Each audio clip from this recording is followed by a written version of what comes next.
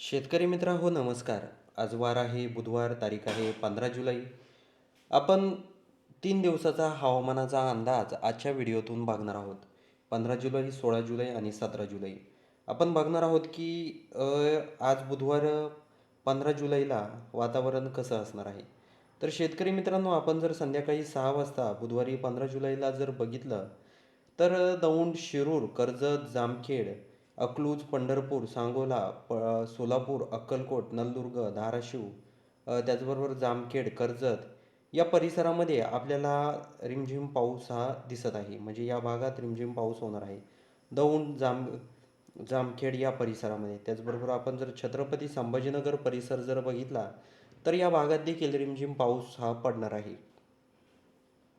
त्याचबरोबर शेवगाव, चाळीसगाव, धुळे, अंबळनेर, त्याचबरोबर शिरपूर, नंदुरबार, साक्री, सटाणा, मालेगाव, मनमाड, कोपरगाव, श्रीरामपूर, अकोले, नाशिक, पेठ, सटाणा, नवापूर हा जर परिसर जर आपण पूर्णपणे बघितला, तर या भागात देखील ढगाळ वातावरण असणार आहे.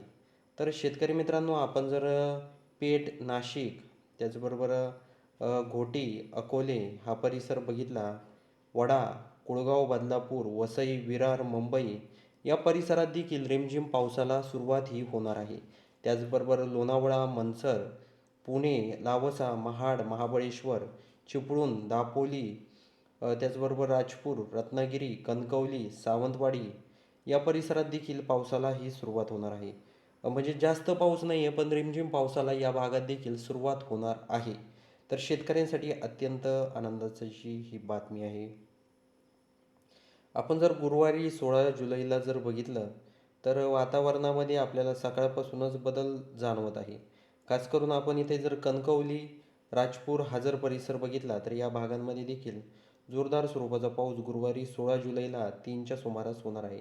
म्हणजेच इथे आपण विजयदुर्ग, देवगड, रत्नागिरी, संगमेश्वर, चिपळूण, खेड, महाबळेश्वर, महाड, लवसा, माणगाव, लोणावळा, नागठाणे, कर्जत, कुळगाव, शहापूर हा जर परिसर जर आपण बघितला, तर या भागात देखील रिमझिम पाऊस हा पडणार आहे. त्याचबरोबर शेतकरी मित्रांनो, आपण जर त्र्यंबकेश्वर, नाशिक, दिंडोरी, निफाड, चांदवड, सिन्नर, अकोले, संगमनेर, घोटी, जुन्नर हा जर परिसर जर बघितला, तर या भागात देखील हलका पाऊस हा होणार आहे. त्याचबरोबर मंचड, खेड, पिंपरी चिंचवड, पुणे, सासवड, जेजुरी, केडगाव, दौंड, बारामती, त्याचबरोबर फलटण, कारेगाव, सातारा, वाई, महाबळेश्वर, कराड, ईश्वरपूर, तासगाव, सांगली या परिसरात देखील रिमझिम पावसाला सुरुवात होणार आहे. कधी गुरुवारी 16 जुलैला. त्याचबरोबर निपाणी, त्याचबरोबर इचलकरंजी, कोल्हापूर, घरगोटी या परिसरात देखील रिमझिम स्वरूपाचा पाऊस हा होणार आहे. जत, सांगोला, पंढरपूर हा जर परिसर बघितला, तर इथे आपण बघू शकता संध्याकाळी 7 वाजता पंढरपूर, सांगोला, अकलूज या परिसरात थोड्या प्रमाणात रिमझिम पावसाला सुरुवात होणार आहे. त्याचबरोबर धाराशिव, तुळजापूर हा जर परिसर जर बघितला, तर या भागात देखील ढगाळ वातावरण असणार आहे.